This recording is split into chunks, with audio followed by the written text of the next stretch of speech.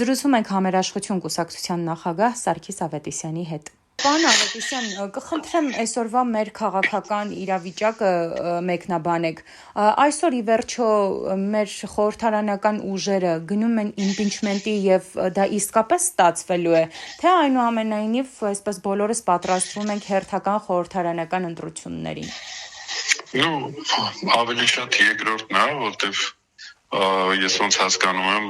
այդ իմպիչմենտը շատ դժվար առնելու։ Իհարկե կա հնարավորություն, որ գուցեև ստացվի, գուցեև, բայց այդ հավանականությունը շատ քիչ է։ Ամեն դեպքում հիմա այդ ուժերը իրանց քաղաքական գործունեությունը ծավալել են այդ ուղղությամբ, ինչ պետք է ասեին, բացի եթե իմպիչմենտը չլներ։ Սա քաղաքական ծրագիր է, նախընտրական ծրագիր է։ Մի ուժը խնդիր ա դրել Երևալու եւ վեհապարին հեռացնելու գործընթացը սկսել։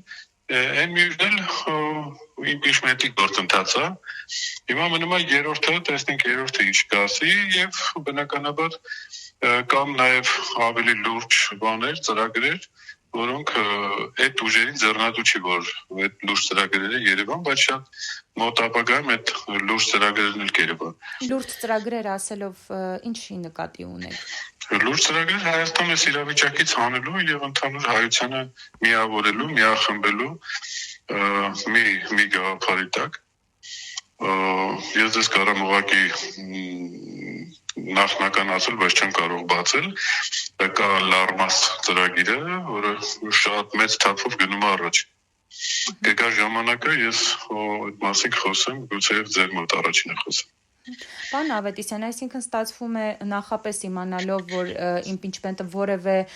հստակ այսպես արդյունք չի ունենալու, բայց գնում են դրան խորհրդարանական ուժերը։ Նայեք,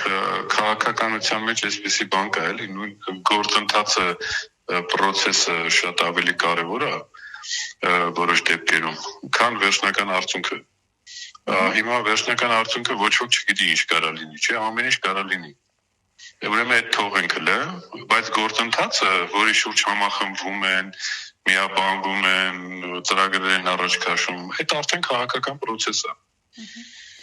Պարոն Ավետիսյան, եւ եւս մեկ հարց, եթե մենք գնում ենք այնուամենայնիվ խորհրդարանական ընտրությունների, ինչպես են պատրաստվում, դուք ինչպես եք գնահատում այդ պատրաստվելու գործընթացը, եթե իհարկե դա այսօր կա։ Ես կարծում եմ, որ մեր վիճակը շատ վատ է երկրի, պետք է զբաղվել երկիրը այս վիճակից հանելով եւ քաղաքական process-ները, արճակատումները, իրար նկատմամբ ինչ-որ առավելություններ ընդգծելը, իրար ուտելը, իրար գեզելը, այս պայծրությամբ հետ ձեռնատու չի մեր ժողովուրդը։ Պետք է լուրջ բաներով զբաղվել, միավորել, համախմբել հայությանը, մեր փրկությունը մեր միասնության մեջ է։ Հետևաբար նախ պետք է այս հայրենիքը փրկել, հետո կռիվ անել այդ հայրենիքի ղեկավար լինելու համար։ Խնդիրը սրա մեջ է։